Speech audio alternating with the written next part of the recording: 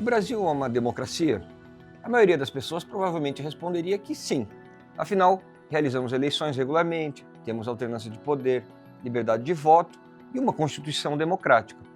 Mas será que isso é suficiente para dizer que a nossa democracia funciona bem? Ou existe aí uma diferença entre ter uma democracia e ter uma democracia de qualidade? Essa é justamente uma das contribuições mais importantes de José Álvaro Moisés para a ciência política brasileira. Muito antes de temas como confiança nas instituições, polarização, que é um termo da moda, ou crise da democracia ganharem espaço no debate público, ele já investigava uma questão fundamental. Por que uma democracia pode sobreviver institucionalmente e, ao mesmo tempo, apresentar cidadãos desconfiados, insatisfeitos e até favoráveis a soluções autoritárias? Nesse vídeo, vamos conhecer essa contribuição e entender por que ela continua extremamente atual.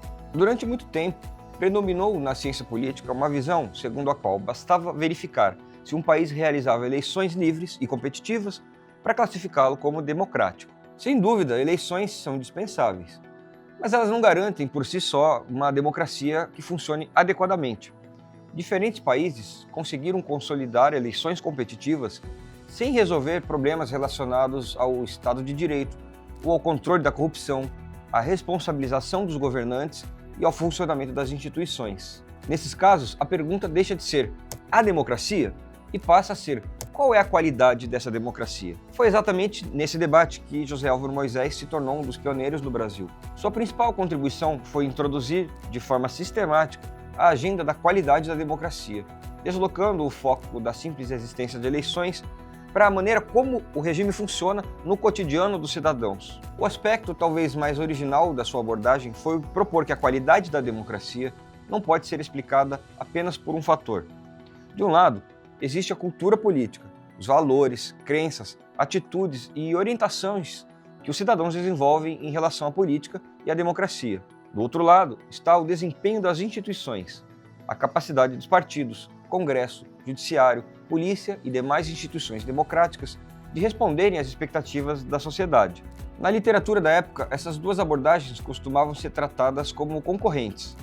Os estudos culturalistas enfatizavam que tudo dependia dos valores dos cidadãos. Já os institucionalistas argumentavam que o mais importante era o desempenho e o funcionamento das instituições. O argumento desenvolvido por Moisés segue um outro caminho. Em vez de escolher entre uma explicação ou outra, ele propõe que ambas atuem simultaneamente. Em outras palavras, a qualidade da democracia depende da interação entre cultura política e desempenho institucional. Valores influenciam a forma como os cidadãos enxergam a democracia, mas a experiência concreta com as instituições também transforma esses valores ao longo do tempo. Essa integração entre cultura política e instituições tornou-se uma das marcas mais importantes da sua agenda de pesquisa. Para verificar empiricamente essa ideia, sua pesquisa utiliza dados do Latino Barômetro, que é uma das maiores pesquisas de opinião pública da América Latina. E o objetivo ali era compreender como os brasileiros avaliavam tanto a democracia quanto as suas instituições após cerca de 20 anos de redemocratização. Mas havia aí uma pergunta talvez mais importante. A transição da ditadura para a democracia teria produzido também uma cultura política democrática?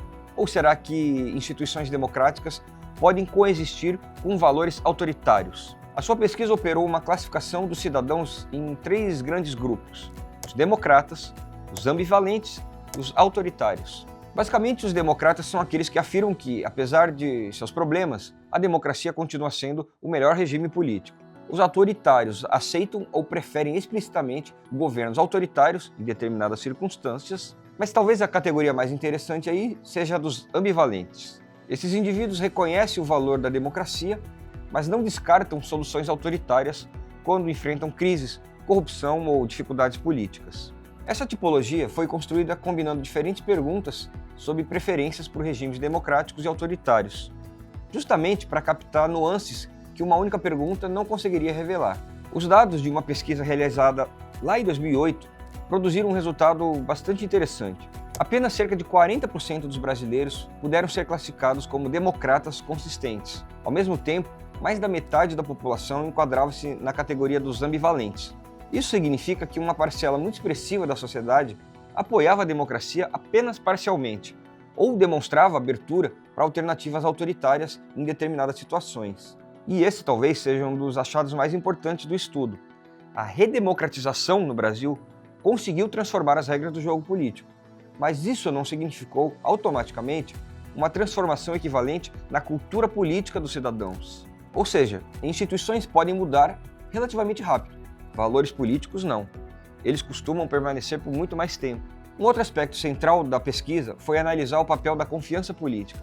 A hipótese era simples. Se partidos, Congresso, Judiciário e demais instituições funcionam adequadamente, a tendência é que fortaleçam a legitimidade democrática.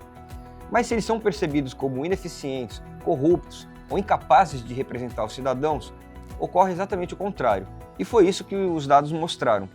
Cidadãos classificados como ambivalentes ou autoritários são justamente aqueles que apresentam maior insatisfação com a democracia e menor confiança nas instituições democráticas. E isso aí revela uma conexão importante, tá? A baixa qualidade do funcionamento institucional não afeta apenas a imagem de partidos ou do Congresso.